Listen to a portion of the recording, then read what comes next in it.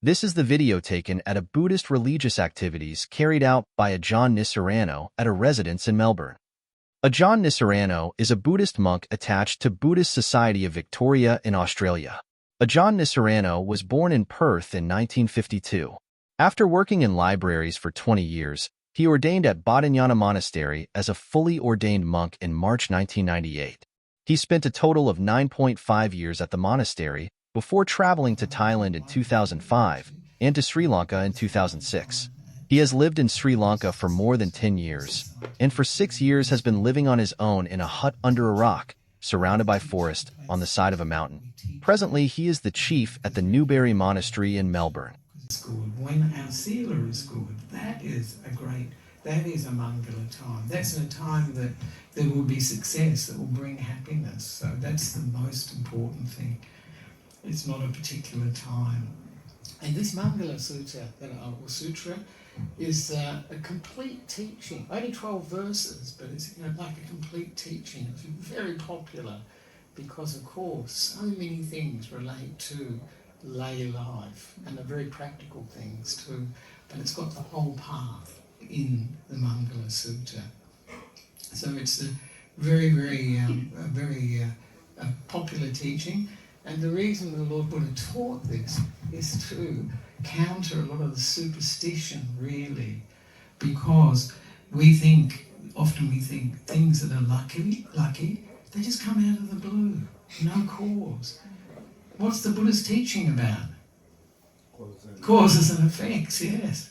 So for the Buddha, luck isn't a matter of something happening spontaneously without a cause. It is something that happens because of causes and conditions that we have in place beforehand. So this is really, it means that a lot of the rites and rituals people do, and they think, well, this will lead to me passing my exams, recovering my health, and all these sorts of things. Often not the actual cause for it. The cause for it will be something like being generous, being kind, offering dani, things like that. They will lead to good results, and they will lead to things that people consider very lucky in their lives. So the Buddha mentions 38 blessings. And so I encourage you to have a listen to some of the blessings, and you can do a checklist. You can tick them off if you have this blessing in your life. And I will just read the sutra, the whole of it, so you can hear it, and then I'll just discuss some of the verses. So this is the Maha Mangala Sutra, or Mangala Sutra sometimes it's called. Thus have I heard. On one occasion, the Blessed One was dwelling at Savatthi in Jeta's Grove, Anathapindika's park. Then, when the night had advanced, a certain deity, a deva, or sometimes called God, of stunning beauty, having illuminated the entire Jeta's Grove, approached the Blessed One, paid homage to him, stood to one side and addressed the Blessed One in verse. The Devas seem to use verse quite a bit, obviously very cultured. And it says, the Deva said, many Devas and human beings have reflected on blessings, longing for safety, so please tell me the greatest blessing. And then the Buddha replies, not to associate with the foolish, but to associate with the wise, and to honour those worthy of honour. This is the greatest blessing. Of course, he continues, to live in a suitable place, having previously done good karma, and to apply oneself in the right way. This is the greatest blessing. To have a good education and livelihood, to be disciplined and well trained in that livelihood, a job, and to speak words that are well spoken. This is the greatest blessing. And then he continues, to care for one's mother and father, kindness towards one's partner and children, and to have a job without stress. This is the greatest blessing. And then it continues, to be generous and ethical, and to be kind to one's relatives, and to do actions that are blameless. This is the greatest blessing. And then to desist and abstain from what is unwholesome, to refrain from alcoholic drinks, and to be steadfast in good qualities. This is the greatest blessing. To be respectful and humble, content and grateful, and to hear the teachings at an opportune time. This is the greatest blessing. To be patient, easy to correct, to see monks and nuns, and then to discuss the teachings at an opportune time. This is the greatest blessing. With self-discipline and living the spiritual life, seeing the noble truths and the realization by oneself of Nibbana. This is the greatest blessing. Those whose minds do not shake when touched by worldly conditions, sorrowless, stainless, secure, this is the greatest blessing. Those who have done these things are victorious everywhere they go, safely. Theirs is that greatest blessing. So that's the Mangala Sutta. You can hear it. And did many people know that meaning of the Mangala Sutta? Probably in similar. If you read the similar translations, I think there are of the Mangala Sutta. So it's very useful teaching to have, and one that's very popular. How many of you can chant it by heart? I'm sure quite a few of you can. Yeah. So it's a great teaching, actually. So I'll just mention a few things, and I think you touched on it, really. The Mangala Sutta is sort of progressive, really. And the first verse particularly is like the foundation for the Mangala Sutta, not to associate with the foolish, to associate with the wise, and to honour those worthy of honour. Each of these actually is the greatest blessing. Each of them, not to associate with fools, don't have to suffer so much. To associate with the wise, we can learn skillful ways to live, and to honour those worthy of honour. So this is valuing people for their good qualities. And of course, the reason that this is such an important part in this sutra is that it's the foundation, it's beginning of the causes and effects that play out during the sutta. Because the Lord Buddha is teaching a path which is based on cause and effect. So if you get the first step right, the other steps can come after that. And of course, the first step is the people we hang out with, the people we associate with. It's very, very important. And of course, we can't choose those that we meet with. With your family, for instance, with relatives, there can be difficult relatives. And they often say in English, you can choose your friends, but not your family. And that's so true. And also at work, there can be people who one would consider foolish, that one will encounter, really. And other places too, if you go to schools or wherever you go, there will be people. But the point is that we don't develop a close association with them. If we do, where will it take us?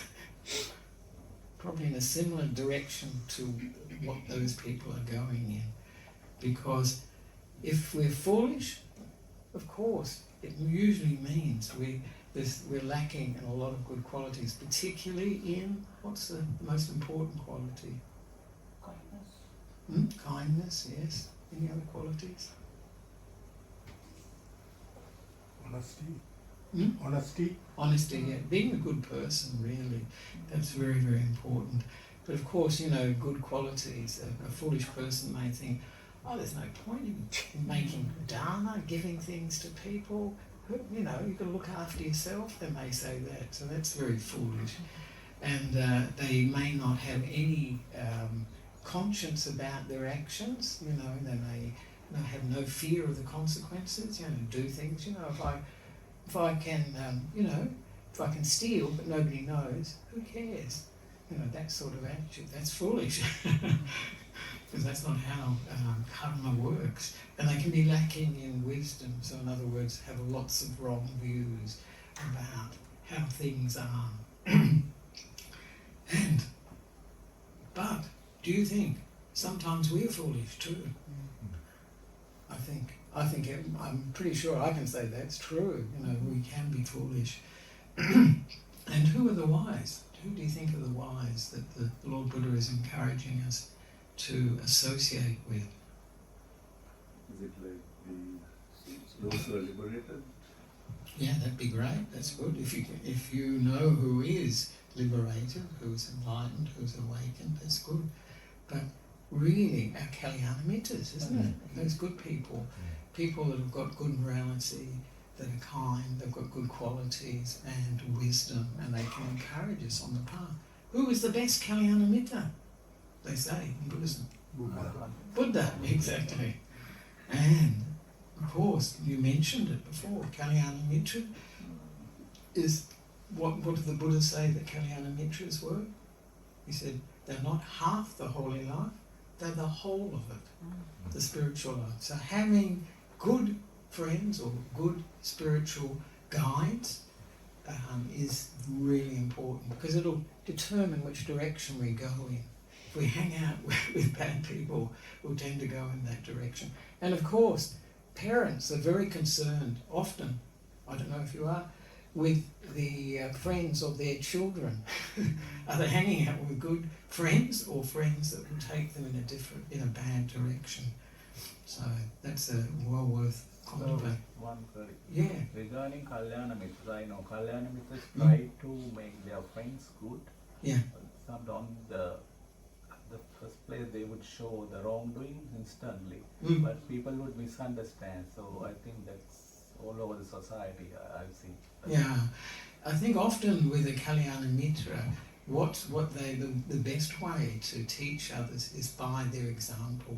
You know, if they're a good person, a kind person, then people can pick up on that. That can become a role model for them. If you try and tell somebody off, for instance, point out some shortcoming, that will only work if they respect you, if they value you, they look up to you, then they may listen. But otherwise they will probably say, who do you think you are? Absolutely. You know, and then they'll start, criticising this person. And who are those that are worthy of honour? Who do you think is in Australia, who do you think people honour the most? Sports stars. The Olympics, we just had the Olympics in Paris. So yes, the sports stars are like, like Davis for people, aren't they? But there are others that they honour too. Movie stars, singers, actors, social media influencers. Are these worthy of honour, really? Do you think the Buddha would say yes? No. They're not necessarily. Some of them, that's not to say, some of them are good characters, and some do a lot of good things, they do some charity and things like that. So it's not entirely the case, but usually they're just ordinary people who are good at something. So there we are. Who does the Buddha think were the ones that the people we should honour? Do you think of? The noble ones. The noble ones for sure, and the Buddha particularly. Any others? In Buddhist countries it's usually pretty clear cut. Sangha. Sangha, yes, Sangha. What about parents? Yeah. And teachers? Yeah. Yeah, usually they're on in Buddhist countries. Here, teachers get a tough time. Anyone here a teacher? Can tell me about it. I think in Australia, because traditionally we respect teachers because they're giving, that we can learn from them, and this knowledge can be useful in our lives. But a lot of children don't want to be here at school, so they don't value that teaching. They give their teachers a hard time. So those that we honour, they actually are the sorts of values that we develop, the sorts of things that we think are important. So if we honour Olympic stars, we're probably going to be out there practicing some sport, not practicing a spiritual path. and all the other ones, and singers and so on. People idolise these people. And I can even remember as a young person, I used to listen to a lot of music. And now I look back and I think, oh my goodness, crazy stuff. You look at some of the words of the song and think, oh, really? Anyway, and so the next verse, I'll just go through them not too slowly, is to live in a suitable place. And of course, a suitable place is somewhere where you've got everything you need for living, you know, like you've got food, clothing, shelter, and you've also got medicine. But what's another important ingredient for a place to be suitable from a Buddhist perspective? Environment. Yeah. Neighbourhood, yeah, good. Yeah, that's important too.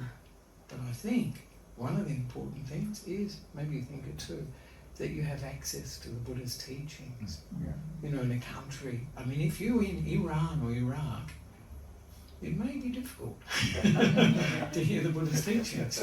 It may be risky. So this, I think, is a suitable place.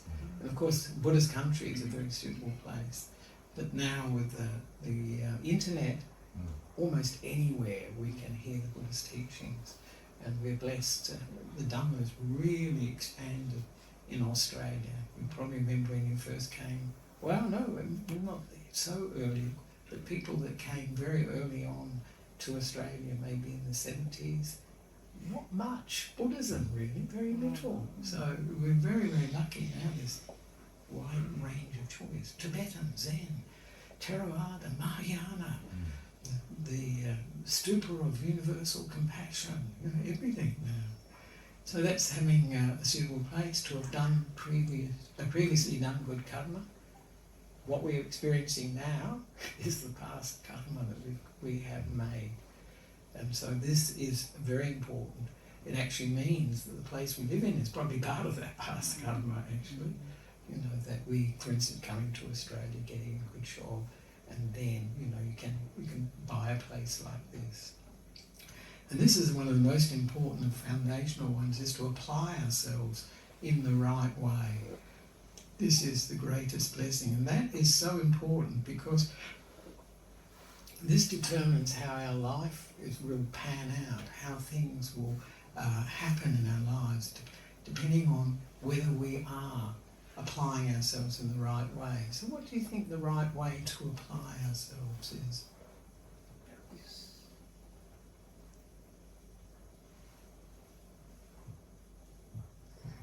And of course, from a Buddhist perspective, knowing what's wholesome and what's unwholesome, what's kusala, akusala. Yes, and that's not easy because delusion tells us when we're feeling greedy, it's a good thing, I want it. And when we're angry, they deserve it. And delusion, of course, is taking everything very personally, taking it very personally in terms of ourself, you know. How dare they say that to me, you know, and so forth. And of course that is rightly directing, but from a Buddhist perspective, right intention, samma sankappa, is probably the most important. So having the intentions, good intentions, particularly the intention to look for happiness inside and not from the five senses, so five sense world. We will, because the five senses is the world most of us live in. We all live in it. But the Buddha is pointing to the sixth sense, the mind. This is where we can develop deep peace, deep bliss, joy and wisdom and liberation from getting born again and again. So this is important, looking for happiness in the right place, inside. Everybody knows that. They say to me, you say, where does happiness come from? They say, inside. But they're all looking outside, enjoying the food, enjoying the movies, enjoying good-looking people, enjoying all sorts of things, rather than cultivating those qualities inside, looking for the happiness within from those good qualities. So there we are. And to be educated, that's to have much learning and have a livelihood And this is very important. And to be disciplined and well trained in that livelihood. So this is very, very practical, isn't it? It's a great support for the practice of the path. We need a place to live.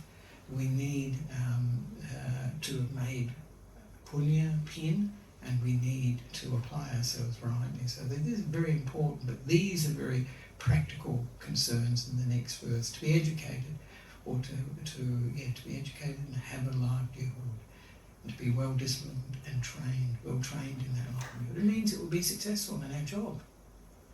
And that can be a great source of happiness for us, can't it? It's a real blessing, you know. I know we probably have the same experience that they're having at the monastery we're building. And to get tradesmen that are good is great. And they must feel very happy. You know, they do their job well. They've got a good standard. They know how to do it. There's no worries about that. And so being well trained and disciplined in our work, in our life, is very important. And to speak words that are well spoken, this is the greatest blessing. Absolutely, I think. You know, words are the biggest source of problems, aren't they? They're the ones that cause a lot of hurt. And the Buddha says to us that each of us is born with an axe in our mouth. Isn't that great? But a wise person doesn't use the axe. But when you get angry, upset, you tend to lash out, say things, oh no, did I? Really? So these are very important physical supports to have a livelihood, a job, and to be well trained in that and to speak well. So this is very practical advice. And then this is where it relates to lay life, particularly to care for one's mother and father. This is a very Buddhist theme. It's a very important thing because they've given us life. And then give kindness to one's parents and children. So this is important too, because in our lives, in our daily lives, people often don't think this, that we are practicing Buddhism in the way we relate to each other. We're practicing the Noble Eightfold Path by the way we relate to people. So if we're developing kindness, if we're developing good speech, we're saying the speech is not harsh, it's not angry, it's not criticising, it's not gossip. We're going in a good direction. So our lives are actually our Dhamma practice. So this is the greatest blessing. And having a job without stress. Is that possible? Do you think it's possible to have a job without stress? Difficult. Even for a monk, teaching, when you teach, that can be stressful. You think, what am I going to teach, and all this sort of thing. So this is the social supports for the practice. So your mum and your dad, your partner and your children, and also having a livelihood that's uncomplicated, not too stressful. Some people's livelihood's terrible stress, isn't it? And I would question whether it's worthwhile if it's too stressful. Of course, we need, stress is part of life. Anybody think it's possible to have no stress? There are some examples. Do you think there's anybody in history that hasn't been stressed? I can think of one. Buddha. Yeah, exactly. Beyond stress. But that's enlightened, fully awakened. Otherwise, most people have got quite a bit of stress in their lives. There can be different stresses to family relationships, financial relationships, work situation, and also the way we regard ourselves too can give rise to a lot of stress. How about arahants? Yes. No, arahants. No stress. No. They've removed the Buddha talks about the two darts, doesn't he? Or the two arrows. First arrow is having a body. Have body, will trouble. and with the mind, is the mental dart. And particularly the mind that isn't wise, hasn't awakened, hasn't understood the nature of reality. And then there's going to be dukkha. When we don't get what we want, wow, we see the suffering then. So that's it. And this is very important, the social support. These are the people we associate with, isn't it? The family, we associate with the family, our partners, and also with those people that we work with too. So this is a very important area of Dhamma practice. And I often say to people, in actual fact, some people spend more time with their work colleagues than they do with their family. If you add up the hours, you think, wow. Because of course when you come home, you go to bed, you eat, you've got some evening, then you go to bed, and then you get up and you see the family in the morning, go to work, maybe 7, 8 hours, however long it is. So you're spending a lot of time with these people that we work with. So it's a good opportunity to practice Dhamma. Not always easy. And then the Buddha is encouraging us in the development of the training in generosity and ethical living or morality, sila, to be generous and ethical, or to have, that's like being ethical, to have an upright life. This is actually from Dhammacharya, living according to the Dhamma, or living, according to Dhamma. And to be kind to one's relatives and do blameless actions that are blameless. This is the greatest blessing. So this is really talking about the beginning of the training. The first section about the supports for our practice, the family, social supports, physical supports, and the foundation, of course, having good spiritual friends, wise friends that can encourage us and inspire us. So this is important for us. So we're developing, this is the beginning of dana and sila, the aspects of dana and sila. And of course it's important because when we're generous, when we give, like on occasions like this, other occasions, many, giving is a condition for happiness to arise. It's actually a very useful thing for us, particularly when we, if you feel depressed, for instance, I think giving is one of the best antidepressants. If you can give something, it's a very hard time for people to give if they feel depressed. The other good antidepressant, mentally speaking, is having gratitude, just realising we've got so much to be grateful for, thankful for. So, and of course, the important point why sila is so important too in terms of the path, it stabilises the mind. So the mind isn't shaken by the things we've done, said, or even thought. So this is helping to bring stability to the mind for the practice of meditation, because this is where, when the mind gets still, very still, the negative qualities dropped out for the time being, then we have a chance to experience great happiness, that's one thing, but also great insight. And then the Buddha continues, to desist and abstain from what is unwholesome, to refrain from alcoholic drinks, and to be steadfast in good qualities. So this is again morality, the practice of morality, continuing it, because morality is such an important part, or the ethical behaviour is such an important part of the path. And of course this particularly important is to desist and abstain from what is unwholesome.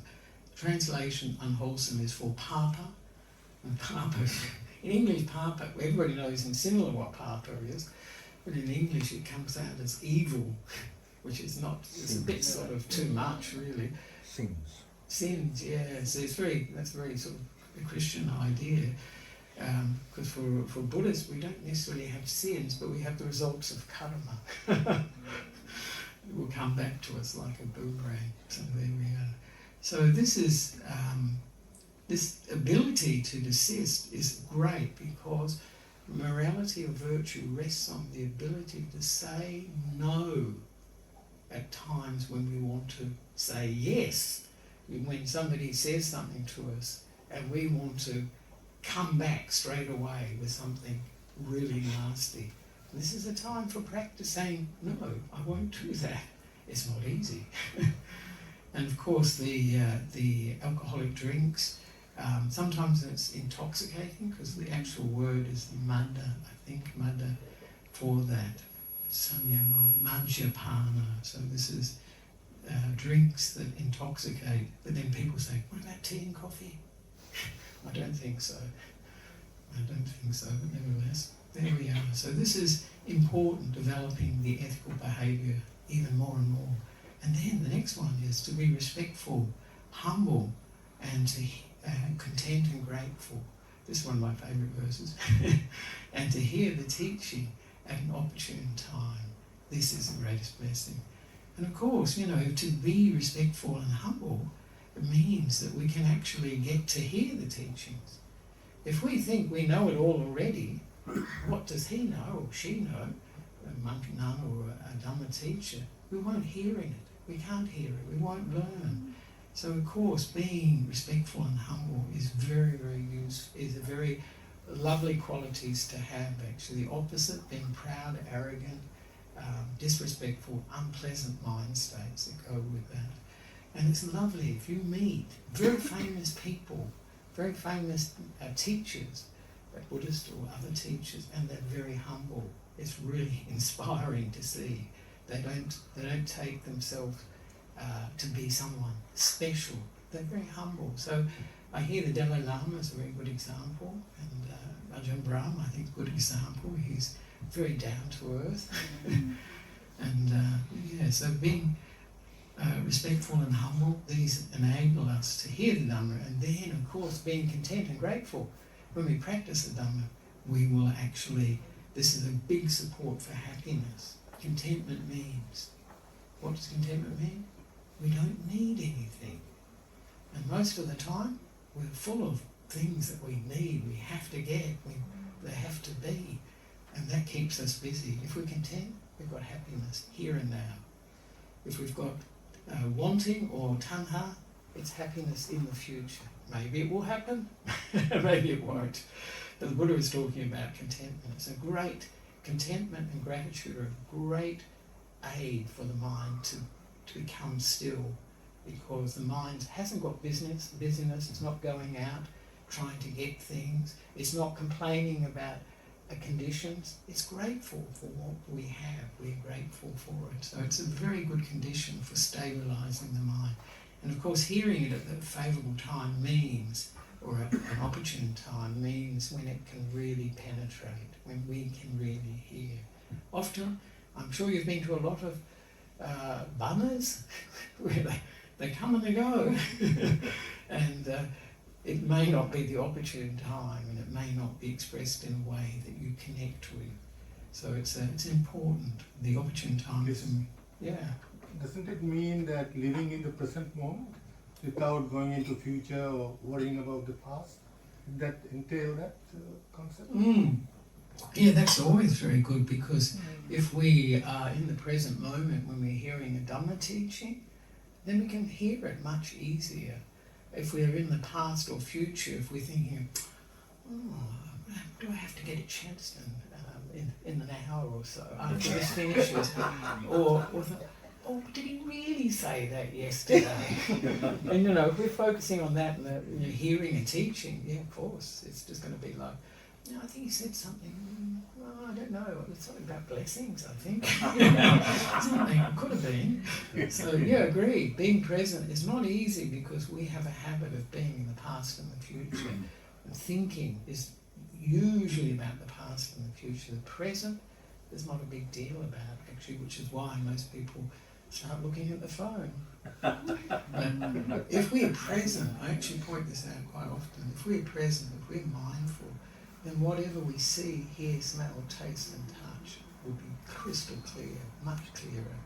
If we're going off to the past and the future, we're eating and we're watching the TV, thinking about this and about that, we're not tasting the food, we're missing it. And same with all the other experiences that in life. We're often missing them because we're not there. We're thinking about something in the past or something in the future. And so the Buddha continues with these developing of good qualities and going deeper into the Dhamma, to be patient and easy to correct, and that's a tough one, and to see monks and nuns. This is a translation of samana nancha sanam. This is seeing samanas.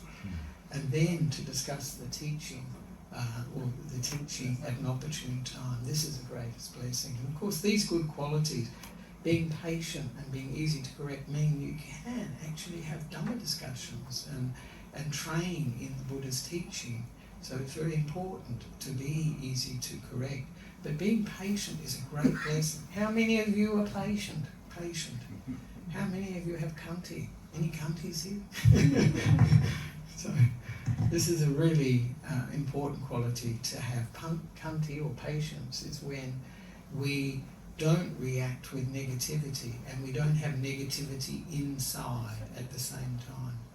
And this is a very important quality. Sometimes people think patience is, and you're saying, may he die, may she die. Oh. But you're not saying it, but inside the mind is in a bad state. So it can't be that sort of mind. That's not real patience. And the Buddha says that, what does he say? Patience is the greatest or highest Virtue. Yeah, virtue. He says it's the highest tough practice actually is at kanti paramang tapo titika. So it's really a practice in being very self-disciplined and not just reacting to situations in life, being aware of the situations, knowing what's going on, but not necessarily reacting negatively to to difficult things. Being patient, not easy. And it's something that's missing these days. Many people say, very impatient, we want everything now. Now, kids too, particularly, I think. So this is, that's patience, easy to correct, and seeing the opportune time, that's good. The Buddha continues, we're almost finished, with self-discipline, tapo, and the spiritual life, brahmacharya. Seeing the noble truths, Four Noble Truths, and the realization of nibbana. This is the greatest blessing. And of course, this is from practicing the dhamma, because when we talk about tapo brahmacharya, acharyancha, then we're talking about practicing the dhamma intensively to develop wisdom. So this is the practice of mindfulness, or samayama, really first of all checking out that the mind's in a good state, a wholesome state, and to develop those wholesome states. Avoid the unwholesome states, develop mindfulness, and then to develop samadhi, develop where the mind comes together, and from that get wisdom. See the Four Noble Truths, because the only way we'll see the Four Noble Truths is if the mind is totally pure. There's no liking and disliking, no bias in the mind, so it can see the nature of reality, and that's the breakthrough to enlightenment. And then we continue. Those whose minds do not shake when touched by worldly conditions, sorrowless, stainless, and secure. So this is the results of the practice. That those people that have realised the Dhamma, they're not affected by what's happening in the world. And what are the worldly conditions? Loka dhammas? Yes, it is the 8 worldly conditions, of gain and loss. An enlightened person's not shaken by the fact that there's big loss. The monastery's burnt down. There's no food, and all that. And they're not elated by getting lots of gain. In fact, the Buddha warns monks actually against gain because it's very corrupting for monastics. Some monastics, you see it in Sri Lanka, you see it in Thailand, you see it everywhere, get given a huge amount of things. Yeah. It's just, and you wouldn't believe how corrupting that can be for a monastic. They're living their lives just to make gain. And it's not a spiritual gain. If it were a spiritual gain, that would be all right, but it's not. And you see some of these famous Dhamma teachers who are very famous, and they may not be practicing very well. It happens in Sri Lanka, it happens in Thailand, and other places too. So these worldly conditions, not only the gain and loss, fame and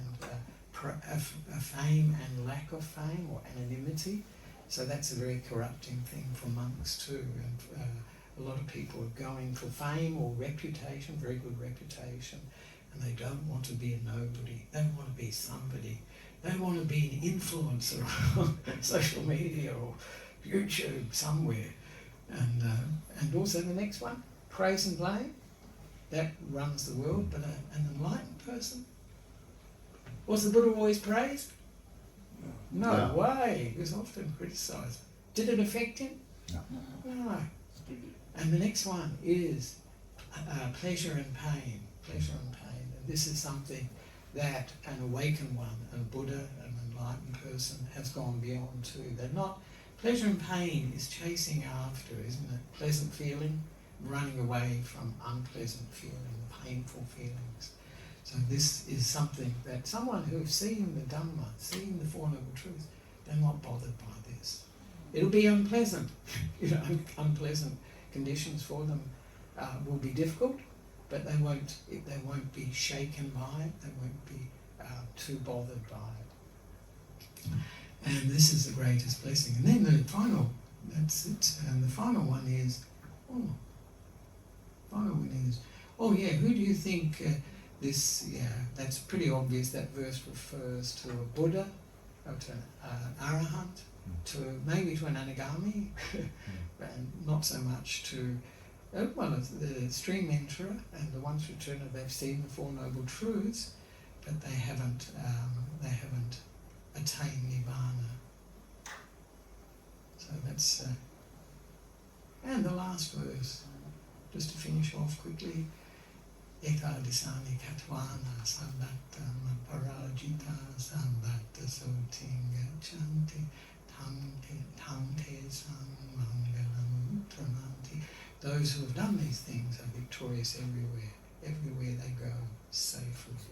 This is the greatest blessing. Theirs is that greatest blessing. So that's when you have that security within, when a person has become enlightened, awakened, then wherever they go, they're safe. They won't be shaken, no matter what the conditions are. They will be safe, and they will be happy within themselves. So that's the 38 blessings. How many of them did you have? Are you free of associating with fools? Do you associate with the wise? I hope you get some. And do you honour those who are worthy of honour? And living in a good place? Yep. Maybe. And having done, formerly done or previously done merit? Probably, I think. Because you have the opportunity, if you're a Buddhist, you understand the idea of merit or good karma. And so you can cultivate it much more so than people who aren't Buddhist.